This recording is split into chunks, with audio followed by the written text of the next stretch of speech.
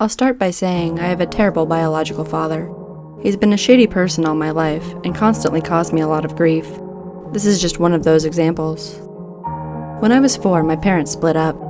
My mother and I moved states, and they agreed I would visit my dad every school holiday for a week. This one particular time, I'd been with him a few days when I was playing with my cousin at a nearby park. A car pulled up, and I recognized the man as one of my dad's friends. He called me over, and without thinking, I ran over to him and left my cousin at the park. He asked me if I could show him where my dad lived, and I agreed, and got in his car. I gave directions, and didn't notice at all that they weren't following them correctly. Looking back, I didn't really know the way anyhow. After way too long, I did realize that we were getting closer to the city, which is far from my dad's house. We pulled up to a house I didn't recognize, and the man told me to wait in the car. I did. I didn't feel scared at all for some reason. He eventually took me inside, and I definitely started to feel unsafe then. I mainly remember 2 girls passed out with their tops off, and a much older man was feeling them up everywhere. I made eye contact with the man, and he made me sick to my stomach. I definitely figured out that this was a bad situation by this point. A lady took me into a bedroom and brought me a sandwich. The bread was stale and I wasn't hungry, but I ate it all because I felt bad for her, which doesn't make a lot of sense, but that's what I was thinking about. The lady told me a lot of things I didn't understand, and when she left I remember thinking my dad was coming to pick me up soon. I fell asleep waiting for him. I wet the bed that night, and no one came to see me the next day, until I cried very loudly and banged on the door. The lady came back and yelled at me for stinking up her bedroom, and I asked about my dad. She said he was coming tonight after he finished work. She didn't offer me a shower or a bath, so I sat in my soiled pants all day. After that, everything turned into a blur, really. My dad didn't come that night, and I was so terrified. In my head, I felt like I was there for months. I thought I was missing school, and everyone had forgotten about me. In reality, I was there for 5 days. They let me take 1 shower. I don't remember eating much, except for boring sandwiches, and I had chips and gravy once. Finally, my mom drove across the country to come get me. After not being able to get a hold of me or my dad for so long, and then me missing my pre-booked flight home, she panicked and came looking for me. Thank God she did. She found my dad at his girlfriend's house, methed out, completely, hiding out. Turns out he owed a lot of drug money to the people who had taken me. They had told him that they had me, but he couldn't afford it, or didn't want me back. Whatever it was, he didn't bother to get me back. My amazing mom paid his debts for him, after borrowing from a lot of different people, and she came to get me back. I remember when someone came into that room and told me that my mom was here, and I walked out and I could smell her. It was the best feeling to feel safe again. She took me home and I didn't see my dad again for a long time. She never called the police. My parents' relationship was very complicated then, and I fully understand the choices she made. I'm definitely okay now, and I've spoken about this in therapy, and I've come to terms with most of the things I went through as a child. But still, it's a fucked up situation for a 4-year-old girl to have to be in. So to my dad's friends, the sandwich lady, and even to my dad himself, let's not meet.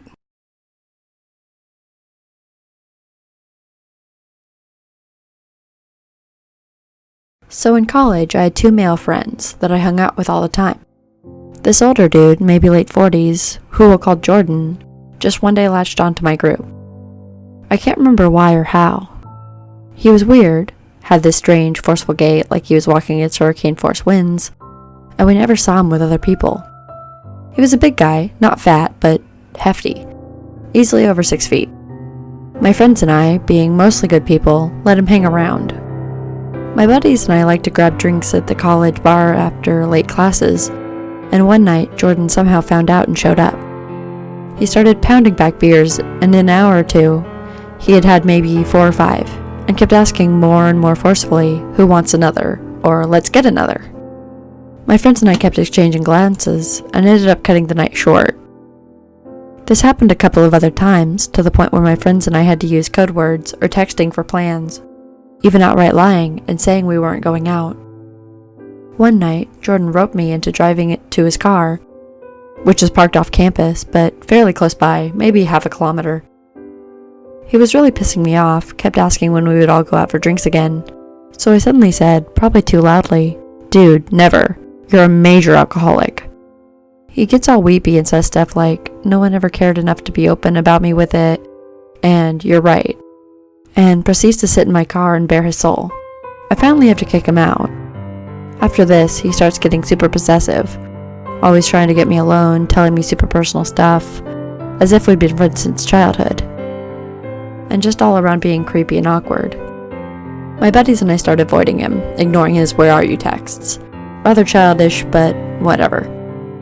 One night, he begs and guilts me into driving him to his car again, and then proceeds to tell me that ever since I called out his alcoholism, he knew I was the one. His words, but okay. So my buddies and I start actively trying to hide from him.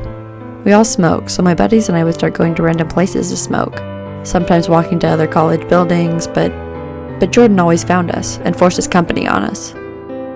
Sometimes I'd see him wandering around looking for us, looking for me.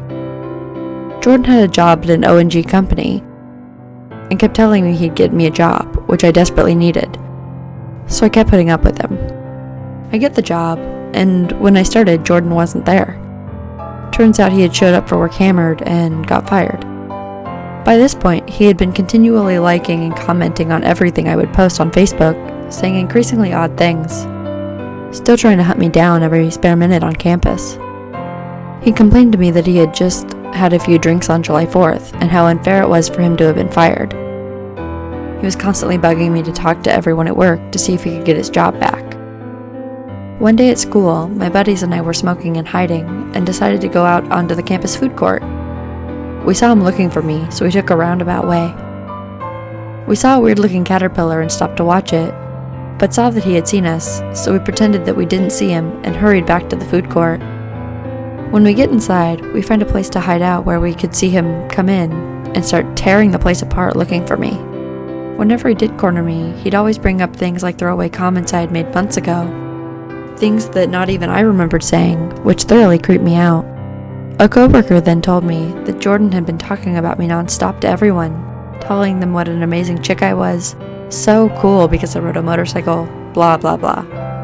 Then said coworker confided in me that Jordan had gone around to all the male employees to tell them not to talk to me at all because I wouldn't like it, and how Jordan had confessed to coworker that he would stalk my Facebook and feel guilty, so would start drinking and then stalk some more until he was thoroughly drunk and making those weird comments I mentioned.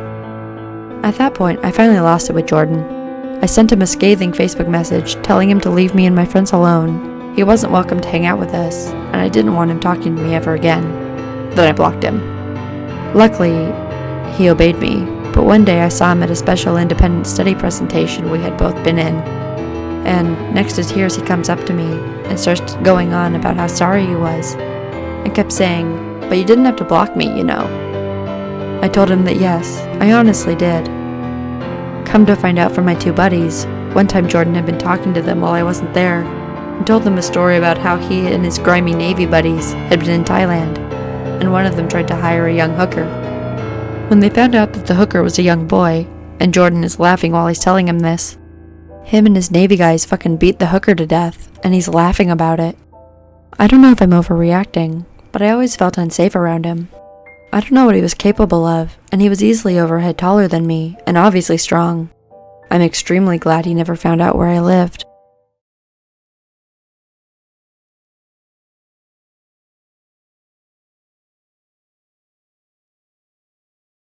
So a bit of backstory.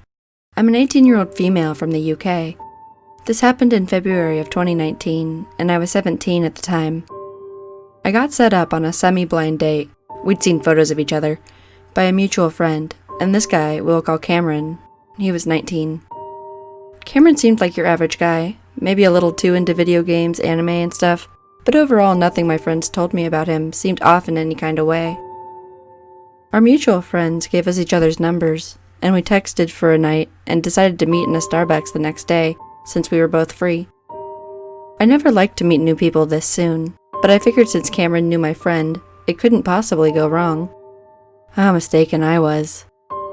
I arrived slightly early, ordered my coffee, since I never like guys to feel like they have to buy for me, and parked up on a seat facing away from the door and pulled out my book. I'm there for maybe 15 minutes, chilling out, and I get a text saying he's here. So I'm like, great, I'm at X table. I feel a presence over my shoulder, and I turn my head slightly in acknowledgement. He must be here.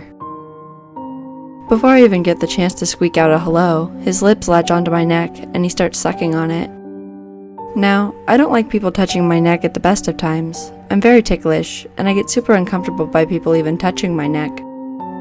The few times I've had massages or hair treatments, I've been holding in my discomfort. And here he is, latching onto my neck like a leech. And this man smells horrendous, kind of like dust personified. I freak out and elbow his chest to get him the hell off of me. He lets go and looks at me with this weird expression on his face and laughs in a deadpan sort of way. It's really creepy, and I start to become alarmed. I ask him what the hell that was, and he just says, I thought it was cute. Cute?